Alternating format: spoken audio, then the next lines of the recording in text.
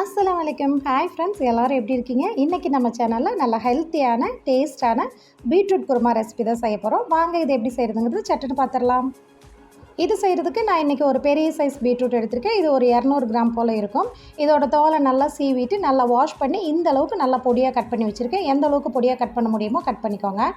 இப்போ ஒரு 4-5 table spoon இருக்கும் தேங்காய் துருவல் எடுத்திருக்கேன். இது கூடவே ஒரு சின்ன துண்டு பட்டை, 2 கிராம்பு, 1 ஏலக்காய், இந்த அளவுக்கு மட்டும் போதுங்க. கூடவே பாருங்கள், இந்த மாதிரி ஒரு 5-6 இலை மட்டும் புதினா இலை சேர்த்துக்கோங்க. இந்த அளவுக்கு போதும். கூடவே 1 டேபிள் ஸ்பூன் போல் பொட்டுக்கடலை. இப்போ இது எல்லாத்தையுமே நம்ம நல்லா தண்ணி ஊற்றி மிக்ஸி ஜாரில் நல்லா நைஸ் பேஸ்ட்டாக அரைச்சி எடுத்துகிட்டு வந்துடலாம். பாருங்கள், இந்த அளவுக்கு எடுத்து வச்சாச்சு. இப்போ இது நம்ம ரெண்டையுமே ரெடி பண்ணி வச்சிட்டோன்னா நம்ம இதை தாளித்து விட்டுறலாம். இந்த பீட்ரூட் குருமாவை நம்ம குக்கரில் தான் செய்ய போகிறோம். ஸோ சின்னதாக குக்கர் இல்லை ப்ரெஷர் பேன் எடுத்துக்கோங்க. பேன் நல்லா ஹீட் ஆன உடனே ஒரு 3 டேபிள் ஸ்பூன் ஆயில் ஹீட் பண்ணிக்கோங்க. ஹீட் பண்ணிவிட்டு ஒரு 1/2 டீஸ்பூன் போல் சோம்பு சேர்த்து பொரிய விட்டுருங்க. சோம்பு நல்லாவே பொரிஞ்சு வரணும். பொரிஞ்சு வந்த உடனே ஒரு பிரியாணி இலை சேர்த்து அதையுமே நல்லா ஃப்ரை பண்ணி விட்டுருங்க. இப்போ ரெண்டுமே நல்லா பொரிஞ்சு வந்துடுச்சு. ஒரு பெரிய வெங்காயத்தை பொடியாக கட் பண்ணி வச்சுருக்கேன். அதை உள்ளே சேர்த்திக்கலாம். சேர்த்திட்டு நல்லாவே வதக்கி விட்டுறலாம். வெங்காயம் ஓரளவுக்கு நல்லாவே வதங்கி வரட்டும். ரொம்ப கலர் சேஞ்ச் ஆகணும் அப்படிங்கிற அவசியமெல்லாம் இல்லை.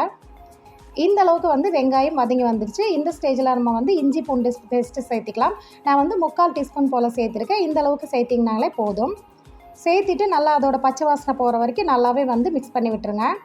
நான் இன்றைக்கி செய்கிற இந்த அளவுகளில் நீங்கள் எடுத்திங்கன்னா 5லேருந்து 6 பேர் தாராளமாக பீட்ரூட் குருமா சாப்பிட்ற அளவுக்கு நல்லாவே உங்களுக்கு கன்சிஸ்டன்சி வந்துடும். இப்போ இது கூடவே ஒரு 2 பழுத்த தக்காளி பழத்தையும் கட் பண்ணி வச்சுருக்கேன். அதையுமே நம்ம உள்ளே சேர்த்திக்கலாம். சேர்த்திட்டு இப்போ தக்காளி சீக்கிரமாக வதங்கி வர்றதுக்காக இப்போவே நான் உப்பு சேர்த்துக்கிறேன். 1/2 டீஸ்பூன் மட்டும் போல் சேர்த்துக்கிறேன். தேவைப்பட்டால் நம்ம லாஸ்ட்டில் செக் பண்ணிவிட்டு சேர்த்துக்கலாம். சேர்த்திட்டு அதையுமே மிக்ஸ் பண்ணி விட்டுருங்க. நல்லா மிக்ஸ் ஆகி வந்த உடனே ஒரு 3/4 டீஸ்பூன் போல் மிளகாத்தூள் சேர்த்துக்கிறேன். 3/4 டீஸ்பூன் போல் மல்லித்தூளும் சேர்த்துக்கிறேன். 1/4 டீஸ்பூன் போல் மஞ்சத்தூள் எல்லாத்தையுமே சேர்த்துக்கிறேன். சேர்த்திட்டு நம்ம கட் பண்ணி வச்சுருக்கிற பீட்ரூட்டையுமே உள்ளே சேர்த்திக்கலாம். சேர்த்திட்டு நல்லா அந்த மசாலாவோடு சேர்ந்து நல்லா மிக்ஸ் ஆகிற மாதிரி ஒரு 1-2 நிமிஷத்துக்கு போல் மிக்ஸ் பண்ணி விட்டுருங்க. பீட்ரூட் ஸ்வீட்டாக இனிப்பான டேஸ்ட்டில் இருக்கும்னு சொல்லிவிட்டு நீங்கள் மிளகாத்தூள் அதிகமாக சேர்த்துக்க வேண்டாம், அளவாகவே சேர்த்துக்கோங்க. இப்போ நல்லா ஒரு 1-2 நிமிஷத்துக்கு வதக்கி விட்டுட்டேன். இப்போ நம்ம அரைச்சி வச்ச பேஸ்ட்டையுமே நம்ம உள்ளே சேர்த்திக்கலாம். சேர்த்திட்டு இதையும் அந்த பீட்ரூட் கூட மசாலா கூட சேர்த்துட்டு ஒரு 1-2 நிமிஷத்துக்கு நல்லாவே மிக்ஸ் பண்ணி விட்டுக்கலாம். இந்த மாதிரி நல்லா மிக்ஸ் பண்ணி வதக்கி விடும்போது உங்களுக்கு குருமாவோட டேஸ்ட் ரொம்பவே நல்லா இருக்குங்க.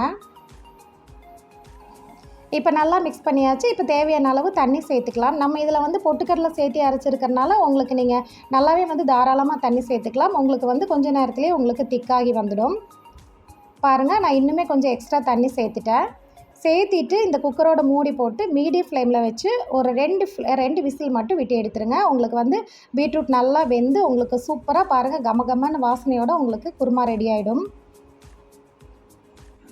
பாருங்கள், இது இந்த அளவுக்கு திக்காக இருக்குது. இந்த ஸ்டேஜில் நீங்கள் உப்பு காரம் செக் பண்ணிவிட்டு தேவைப்பட்டால் நீங்கள் எக்ஸ்ட்ரா தண்ணி கூட சேர்த்துட்டு நீங்கள் தேவைப்பட்டால் உப்பு கூட சேர்த்து நல்லா மிக்ஸ் பண்ணி விட்டுருங்க.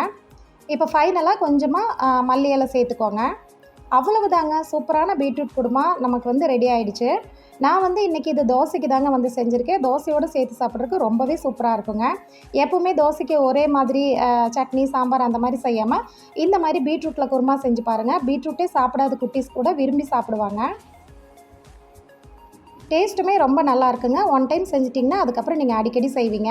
இந்த ரெசிபி பிடிச்சிருந்ததுன்னா கண்டிப்பாக ஒரு லைக் பண்ணுங்கள். அப்படியே நம்ம சேனல் அகவல்தான் இப்போ தான் நீங்கள் ஃபஸ்ட் டைமாக பார்க்குறீங்க அப்படின்னா நம்ம சேனலை சப்ஸ்கிரைப் பண்ணி ஃபாலோ பண்ணுங்கள். இந்த மாதிரி ஈஸியான டேஸ்டான ரெசிபிஸ் நிறையவே இருக்குது. ஓகே ஃப்ரெண்ட்ஸ், நெக்ஸ்ட் வீடியோவில் பார்க்கலாம். தேங்க்ஸ் ஃபார் வாட்சிங். பாய்.